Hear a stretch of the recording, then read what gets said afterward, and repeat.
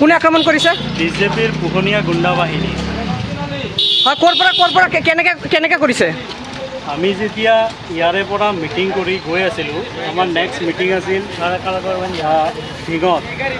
আমি গৈ থাকোঁতে আমাৰ মাননীয় সাংসদ প্ৰদ্যুৎ বৰদলৈ ডাঙৰীয়া, আমাৰ শিৱামণি বৰা MLA আৰু আমাৰ গাড়ী এটেক কৰিছে, এটেক কৰি এই অৱস্থা কৰিছে।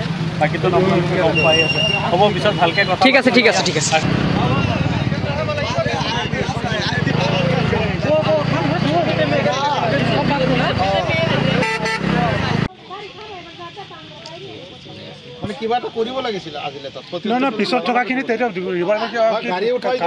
কেনেকৈ আক্ৰমণ কৰিছে আপোনালোকক? আচলতে আমি প্ৰদ্যুৎ বৰদলৈ ছাৰ, মই আমাৰ কংগ্ৰেছৰ চুইচ গেট আৰু হেৰিত মিটিং কৰি আছিলোঁ।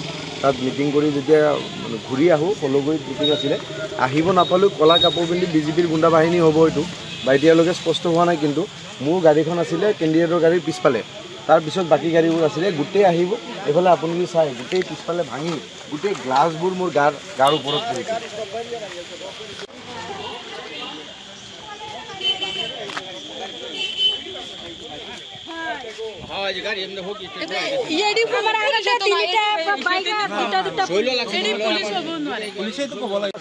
কেনেকুৱা কি হ'ল ফটককৈ এই অলপ ফৰেষ্ট এৰিয়া টাইপ, তাৰ মাজত আহি পেলাই গোটেইখিনি পৰিলে। মই কেনেবাকৈ চিটৰ তলত সোমাই বাচিব লগা পৰিস্থিতি হ'ল। আৰু গোটেই তেজবোৰ চাওক, ইয়াতে মোৰ তেজ লাগি আছে, খান্দি দিছে। পিছত মই পিছফালে সোমাই গ'লোঁ। মানে এনেকুৱা কাণ্ড লাইভত কেতিয়াও দেখা নাই। আৰু খুব মানে প্লেনিং ৱেত তেওঁলোকে কৰিছে। এইটো চাওক, গ্লাছ যে ভাঙি পৰিছে, মোৰ গোটেই পেণ্টৰ ভিতৰত গ্লাছ মাৰিছে। এইটো চাওক, মোৰ গাড়ীখনৰ কি অৱস্থা কৰিছে, এটাও হেৰি ৰাখি যোৱা নাই।